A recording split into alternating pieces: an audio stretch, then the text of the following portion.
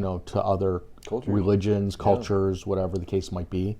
So, in doing this job, I've had to learn about every culture and how they lived and how they died and how they influenced each other.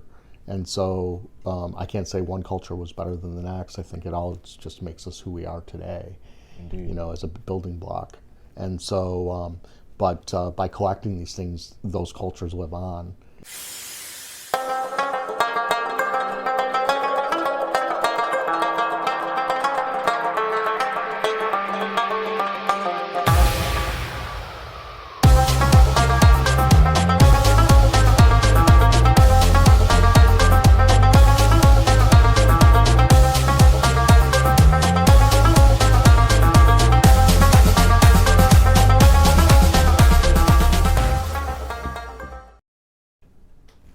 Everybody, welcome in. So we are here at Harlan J. Berk, and I'm sitting with Aaron, and we are gonna go over a few questions I had.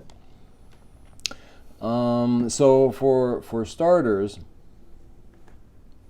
I have a Alexander the Great coin, but it was minted during the Seleucid dynasty.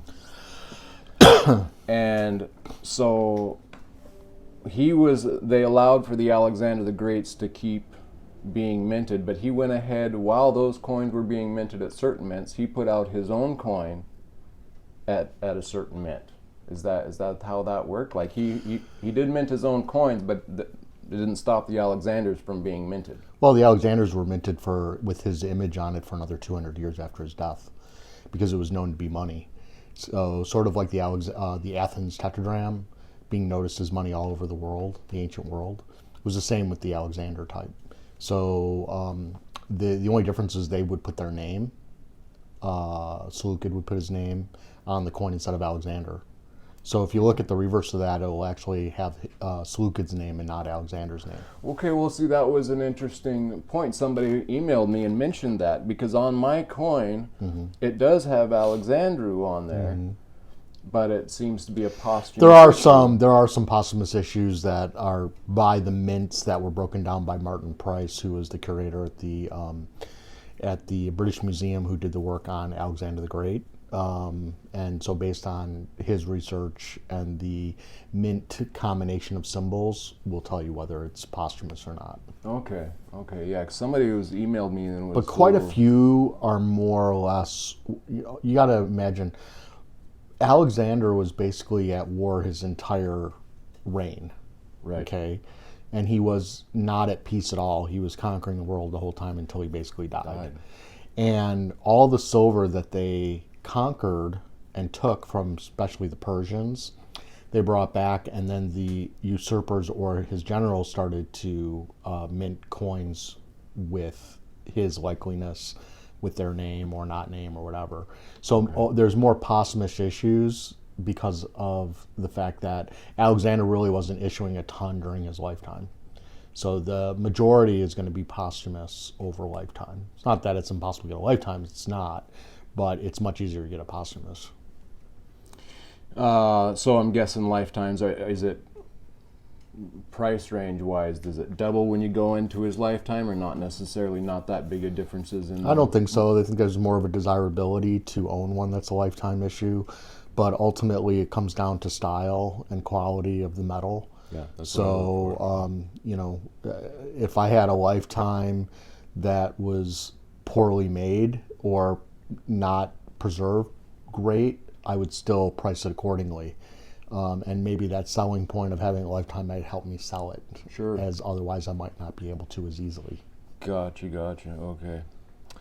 But like a lot of people don't like the Philip III's, which is Alexander's brother. And so, but you mainly get those in gold over Alexander gold. And so there's a lot of Philip III, silver and gold for that matter, and they tend to, at times have very good quality metal, and because they were struck during time, after Alexander's death, and there wasn't a whole lot going on. They had all this wealth, and so a lot of people don't want to collect Philip III for that reason, unless it's a really beautiful issue. I see. So interesting. Okay, and in one of our previous talks, you had mentioned that a lot of the knowledge that we have now started to reawaken kind of in the Renaissance time zone. And also we talked about how much coins help to research history and kind of lay it out for us. And I was kind of wondering, like, this is still an active thing that's happening today. Like, I was just watching a video on linear A and linear B, and the old Greek writing at Kenosis, and maybe that linear A is just an early type of Greek writing. But they still haven't even quite deciphered the meanings of those linear A, from what I understand. So history is in it. We're still learning about this. Like, we're still pinning down these points and learning. It's not all set in stone yet. There seems to be. There's a lot of, the coins for sure tell the history of what was happening at the time. There are writings that were done on stone or papyrus at the time as well that survived, that can help us also with the histories.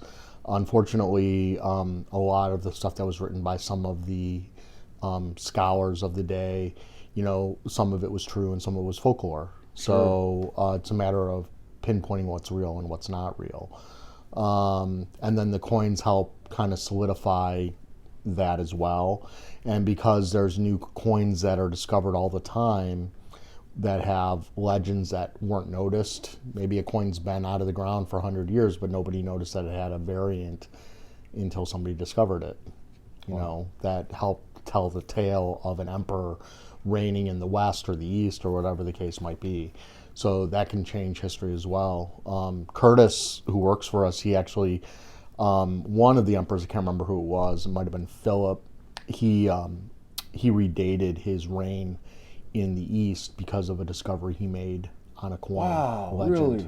Yep. Amazing. So, so it does happen. I also think that, a lot of coins that are found on archaeological digs, they use them to date the coins. I wouldn't necessarily say they're numismatists always. There are some numismatists that are archaeologists, but generally the numismatists are better inclined to understand the dyes and the changes in the legend variants more than an archaeologist that obviously has to know a lot more beyond just coins.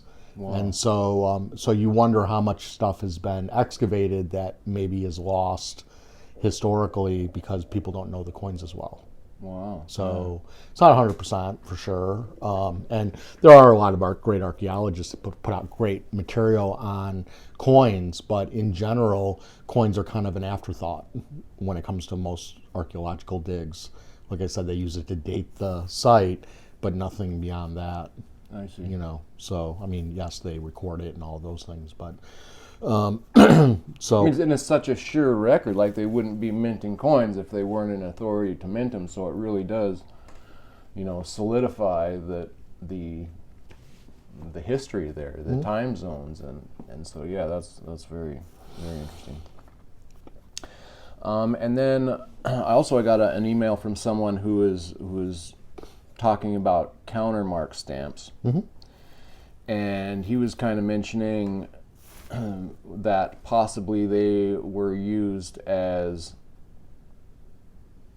they would countermark it, and then that, even though it was a foreign coin, if it had the countermark of that country or that person, that zone, and then that would be able to use in trade in that foreign country because of the countermark on it. Is that kind of... Well, when coins entered a new area and a moneyer was counting it they were stamping it, one, to count it into the system, and two, to make it good for trade within that area, but also to make sure that it was silver. It was real, right? All the way through. It was kind of a couple different reasons there. Right, and so yes, I would imagine that if I got a countermark from the moneyer that was in my region, and I saw the countermark, I would say, "Oh, this coin is fine. There's nothing wrong with it.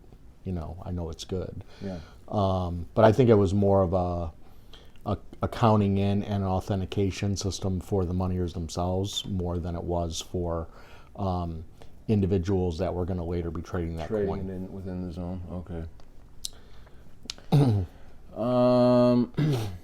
Okay, and so during this Renaissance era, what was the awakening? Where was there trade starting to happen, that we started to uncover some of these artifacts? I kind of wonder if during the Dark Age, if there was just not a lot of knowledge on our history necessarily. No, they've been collecting ancient coins since ancient times. So there's even the ancients collected. Right. So but I think that what happened is that you ended up with technology and the metal detectors getting better and better over time. That's really, which is way beyond the Renaissance. So it was really in the 80s, 70s, 80s, and 90s when they started to uncover a lot of material. Okay. Because of metal detectoring. Before that, it was more or less like, oh, we found a site and we excavate it. Now, most of the coins you find on sites are not necessarily treasury coins, because you didn't bury close to your home. You buried out in the field. That was your vault. Right. Only you would know that it was there. So, until if it would take somebody building a road or plowing a field, a farmer, to find a hoard. If you want to talk about going back to the Renaissance. So I think there was less and less being found. There was much more excavation going on, because there was much of a,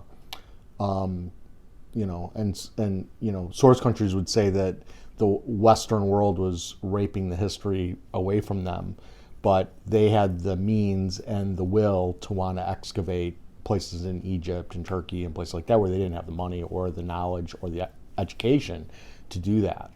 And so there was a lot more of that going on in kind of like the 18th and 19th century. Before that, probably not a whole lot was going on as far as that goes. I'm not so keen in knowing. Well, yeah, no, it's me, but that's interesting. So I wonder if travel got better, flights, we can go over there, and then, like you say, probably the interaction between countries of whether we're actually kind of looting their stuff, or are we preserving it and documenting it, and well, everything back then was, I don't think, I'm sure there was some illegal digging going on, but in general, you got the okay from the government to do it. Okay, so it wasn't like they went in and just started looting. Right. So when the famous Egyptologist Petrie was excavating in Egypt in the early 20th century, he's probably one of the greatest Egyptologists of his day. He did the most digs in Egypt. He had full okay by the Egyptian authorities to do so, and the best material that he found was going to the museum in Cairo, and everything else he got to divvy up across all the museums in the world. Wow, okay. So, when Lord Elgin went and took the marbles from the Parthenon, he got the okay from the government that at the time was being run by the Turks. So the Turks run Greece at the time. So, and they were using the Parthenon as an ammunition dump. They actually had ammunition in there, and it actually got bombed. Wow. So it, some would say he saved some of it by taking it, and in fact, one of his ships that was carrying one of the reliefs sunk, and he actually, and this is like, I forget what year, but they didn't have planes even really. So he went down and actually retrieved it from the bottom of the ocean. Amazing. So, which is a lot No back doubt. then. So, and then he ended up selling it to the British Museum, and that's where it's been. And now Greece wants it back, and I understand why they want it back. They want to put the temple back together, and that not necessarily is a national treasure, but I wouldn't say Lord Elgin stole it. He was given the right by the governing government at the time. So you could say, well, that wasn't the Greeks, that was the Turks. Okay, well, It was the authority. it was the authority Right. at the time, you know. So it's you know, and look, I'm sure there was a lot of like side deals going on, but you know, a lot of the source country was very corrupt, and so a lot of it was just a payoff. Sure. You know, back in the day. And I don't know if much has changed. Honestly, maybe some has changed a little bit. But I've heard horror stories more in the 90s when I came into the business, where I would hear of like archaeologists that were like in certain source countries that were like the head archaeologists for the country were also selling on the side. So, you know, there's dirtiness in all black trade, Sure. even at the highest levels. Sure. So especially when you're dealing with poor countries and people who want to take advantage of their position. Sure. It's not like the first time a politician hasn't taken, or somebody of authority hasn't taken advantage of their position. No way. No way. So I mean, even today, look, we have there. I just saw an app that somebody built the other day where you could follow your trading of stocks closely to specific houses, members of Congress. Wow. So like if you wanna trade like Nancy Pelosi, you I can. think a lot of people do, right? Yeah. So and follow their trades, you know, because obviously they're getting inside information and they're using it to their advantage and they're becoming multimillionaires. So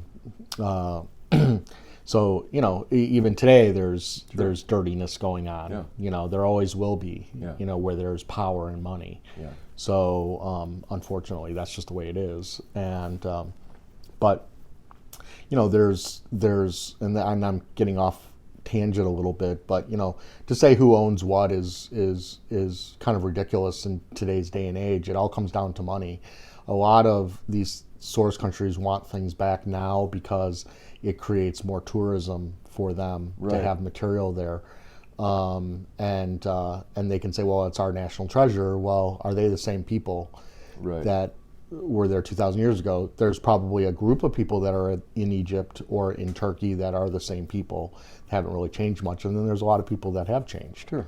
So, and if you look at Americans, we're made up of all nationalities all over the world. So who's to say, you know, so I mean, we raped and pillaged from the Indians, Yeah. but the Indians have nothing to show for it, you know, and we brought over all our culture. And so who's to say that, you know, Greek marbles or ceramics or Egyptian material can't be here when there are Egyptians and Greeks and Romans, Best melting pot for Italians everybody to get a living look here. at it. Yeah, right. You know, I get like, you know, like there's areas now. There's some areas in Cambodia that were, you know, they were stealing their parts of their palaces and stuff like that. Yeah, that was stuff that was directly stolen from them. And some of those museums, like in San Francisco, they're giving that material back now. You know, I get some of the modern day, like if it happened in the last 50 years, you know, the museums, if they weren't following the rules and they got something illegally, then they should give it back for sure. But anything that's pre-1970, I think it should be dead in the water as far as whether a source country should get something back or not. And also, I think that by us as human beings collecting all of our heritage and culture around the world, everybody has a chance to see it. Yeah. So, if I can't afford to go to Egypt, but I can go over to the Art Institute or to the Field Museum here in Chicago and see Egyptian material, it's a lot shorter ride. Or Harlan J. Berk, like I am today, You know. just fascinated with looking at all this Well, stuff. you know, what I say at Harlan Berk is we don't sell national treasures. You know, we sell nice material and average material, but nothing that is going to change the life of a nation, because we don't have national treasures here. I don't want to deal in national treasures. I have no interest in doing that. I think they're problematic. So there's no, unless it had a pedigree, you know. It just doesn't make sense for me. But when I sell, let's say, an oil lamp for $50 to some person, that's never going to be out on display in a museum ever in a million years. There's too many of them, and they're very common. But somebody's going to cherish that oil lamp at home, and that culture is going to live on, and then they're going to share it with their friends. And, it also creates a kind of acceptance culturally to other, to other religions, cultures, whatever the case might be. So, in doing this job, I've had to learn about every culture and how they lived and how they died and how they influenced each other. And so I can't say one culture was better than the next. I think it all just makes us who we are today, as a building block. And so, but by collecting these things, those cultures live on. Yeah. And to say, countries that want certain materials back, it's because they want to have the capital, right. The resources and things like that. Most museums, if you went back to when there was a lot of the Western cultures were taking material out of source countries, they were doing it because they needed culture to fill their museums in areas of the world so that everybody could enjoy this material. And and museums were hungry for material, right? Because they didn't have any, right? And so now the museums are all full of material. They have too much. Okay. And so it's easy for them to now say, oh, well, we have enough and everything else should stay in the ground.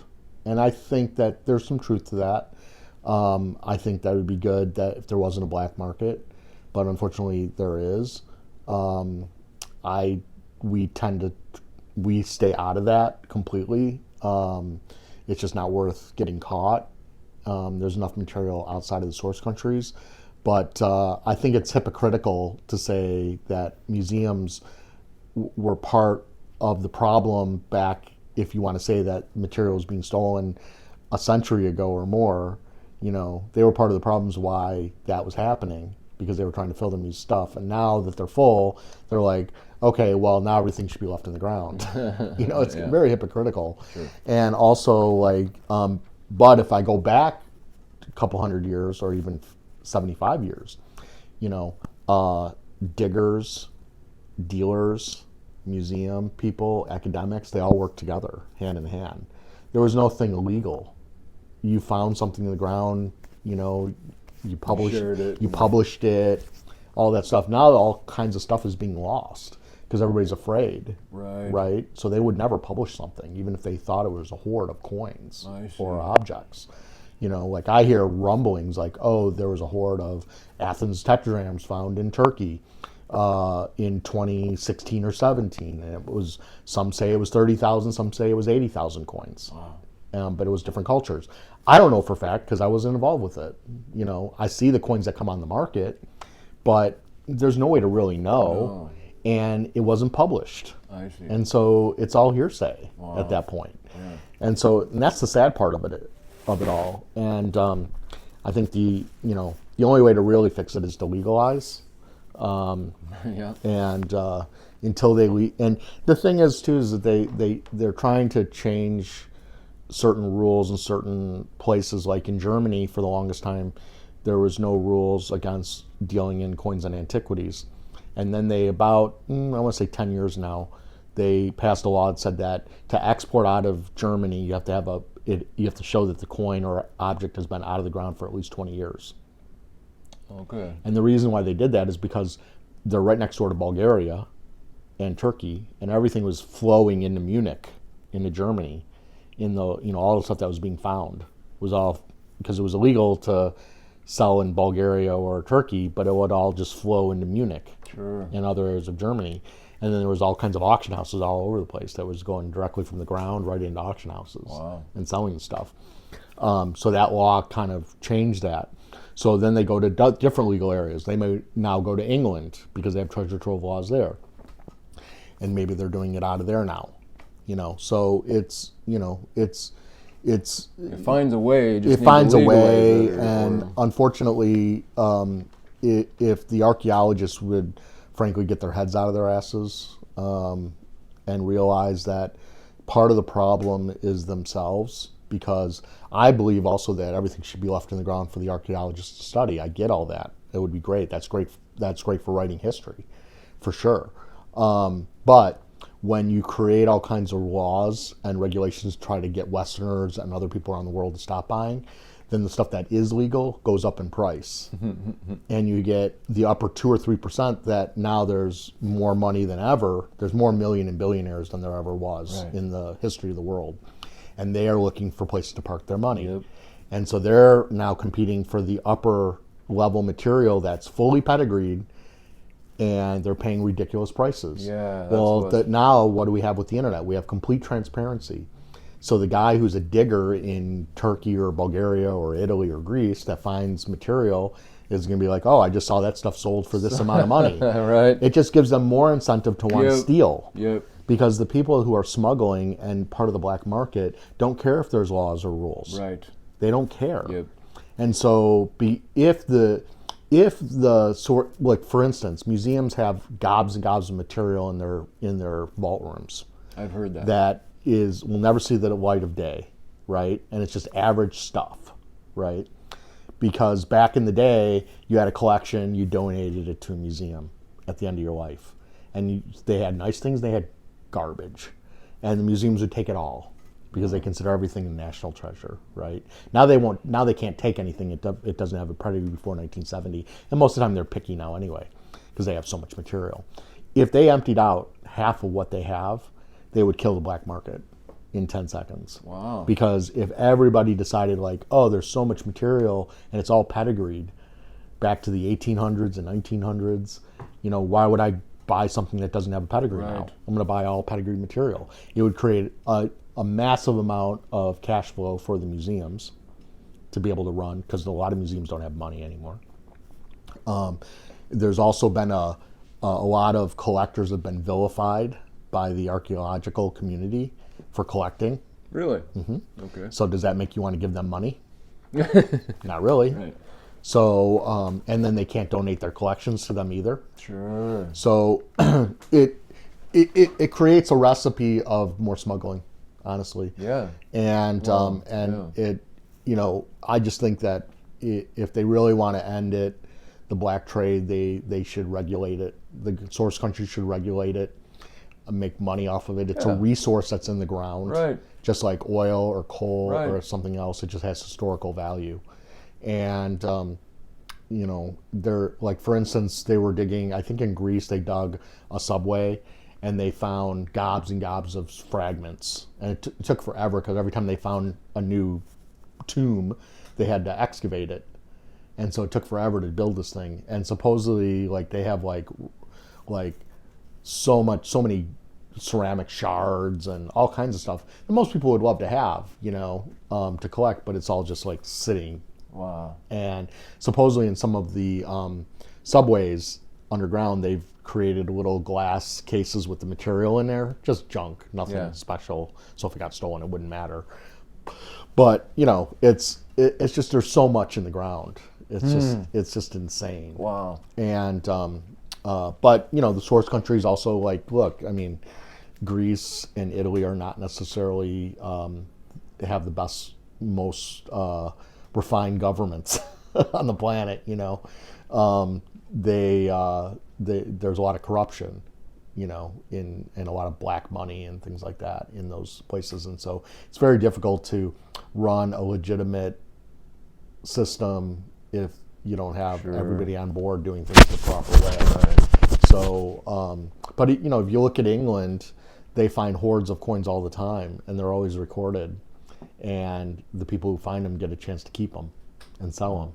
Wow. And so what happens is you get legitimate people looking for material and not scumbags. Yeah, yeah. So, and until they figure that out, they're probably not too much is going to change. And look, if America stopped buying antiquities tomorrow, would it hurt the value? Sure. But it doesn't mean that people wouldn't stop digging and stealing. if you can go and find something in the ground, what's it worth to you? It's just worth your time and the risk. And then you go and you sell it to somebody in China, or you sell it to somebody in Saudi Arabia who doesn't care about the rules of the West. Yep. Yep. So there's always somebody who's going to break the rules. But from a dealer standpoint, we try to keep our nose clean. Yeah. Just not worth it otherwise. Yeah. So. Indeed. I had something here about, with AI and all the hype about AI and some of these coin programs. In fact, a guy I just met yesterday was talking about he had a little coin app that he was developing. And have you seen much on that side where, soon we're going to be able to just take a picture of our coin and they already have it. You're going to get all your, They already have it for US and world coins. There's already apps you can download, and it will tell you exactly what it is. Ancient coins, it's coming. It's going to take a little bit longer, but you already had photo recognition and AI that's being played and being developed now for looking up pedigrees and things like that, looking up coins in other catalogs. If you have thousands of auction catalogs scanned, then you can take a picture of your coin and it will see if that coin has come up in auction in the past. Yeah. Okay. So that AI is already being developed, and yes, it'll be coming very soon. Wow. So I've already seen it. I know like companies like Heritage is working on it as well. I think they're getting to a point now where they're going to be able to, what they want to do is be able to scan a coin and have it automatically write it up, which you can also do right now if you train your AI properly. That would probably be another issue, right? Is if you're getting it trained right, you might be mislabeling, and then how are you going to know if you don't? Well, that's where trial and error comes in. Right. Right. But a lot of coins they end up becoming widgets after a while. There's those unique, really unusual types that get us excited as numismatists, but in general, they're just widgets. Yeah. It's the average stuff is just a widget. If I pick up a Gordon III Antoniani, it's kind of boring unless it has full luster, but it's like I've seen a gazillion of them, and so there isn't going to be a whole lot to do with that, and it should be able to take a picture of it and check it against my network of write-ups and say this matches that and write it up. Now weigh it, change the weight, and you're done. Price it. Nice. And your grade it, and eventually they'll probably have grading AI. I know that they have thought about doing it for some of the slabbing companies. Yeah. But I don't know if they're quite there yet. They're probably damn close, because you can train your model to know what's beautiful and what's not. Do it for artistic merit for ancient coins for sure. But I think there'll always be a human involved for a while. Especially with art, right? Like I guess maybe, I don't understand that fully, but especially with art, I would find, it seems like it almost takes a human eye to catch that, to understand that. No, you can train and look, if my experience is all the things I've seen in my life, right? Yeah. So if I see something that I've never seen before that kind of wows me, it's because of it's trumping everything I've ever seen in my life. Yeah. Okay. You can train computer to do the same thing, and a computer's going to have a lot more access to material than I would ever have in my lifetime. Interesting. So if you look at everything that's been written about certain pieces, if somebody says about a specific piece, it's wonderful, fantastic, the best quality, whatever, you can match that to the image with AI, and eventually it'll have an idea of what's good and what's not good. Right. And also with value and things like that as well. And so, but I think what happens is like the way I see AI in the next 10 years anyway, when it finally comes out, it'll be like, I'll take a picture of a coin, it'll give me these examples of what it could be, and then I have to decide whether that's true or not. Yeah. but it's going to cut it down and condense it very quickly for me. Nice, interesting. So, yeah. What about AI and looking at the history of coin, the lineage? I wonder if AI is going to just bring our history and line it up kind of for us in ways that we haven't. Sure. We will already AI, you could train it to do die studies on coins, because if it has all the coins and all the writings about it, it'll basically be able to come up with a die study for you and catalog it and create books for you.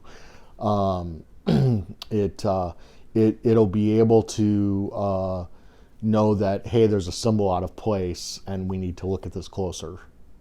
Right. To find out what's going on with it. Yeah. And it'll be able to pinpoint scenarios that maybe no one's thought of before. So same as with medicine, AI is going to revolutionize medicine as well, because basically it'll be able to assist the doctor based on your tests. It'll say, these are the things that you should do. These are the diagnoses that it could possibly be based on this person's chemistry. And then the doctor has to then make those orders. Interesting. So, and they'll come up with, AI eventually I think will come up with cures and things like that. So. Crazy. Okay, I think we'll wrap this up a little bit right here. I might have to enter in this picture, through editing or whatnot, but I wanted to show you, and this is an Antiochus gold, I believe it's a tetradrachm. A stater, probably. Or stater, okay. And I came across this coin, and I was just kind of trying to read it by looking at it. And I wanted to see if I got my reading right here. But so we've got the bow and the arrow. So of course, this being Greek, that takes me to Apollo, probably, right? And then what I thought was cool, I mean, of course, we have Basileus, king, and then we have Antiochus, and you kind of have him kind of grabbing his name in this example. I see there's lots of different examples I was looking, but it kind of shows that he's holding up his name, kind of grabbing that T right there. And is that saying, that Antiochus through Apollo has conquered, when he's got that arrow in his hand as well, like through his warring, through his, Apollo has guided my arrows to victory somewhat. Is that kind of what this coin is saying there, or am I just reading too much into that? I think that you can read it however you want. I think there's lots of different dies and different scenarios. I haven't heard that in particular, but it wouldn't surprise me if you can, think that would be true. Crazy. No, not at all. And he's sitting on. I thought maybe you could tell me what's going on. Why is it showing he's sitting on this? That maybe he's just sitting on a seat, or is there something? It's a rock or something like that. There's nothing in particular. You got to sit on something. Right. Okay. Well, that's what I was wondering. I didn't. Sometimes they're seated on arms as well, but I don't think that's the case there. Okay. I think that's just a rock. Very cool. Very cool. Okay. Well, we're gonna wrap this one up. Hopefully, we can take a walk through the shop here and get some other amazing footage of this place. Let's do it right now. So, all right. Cool.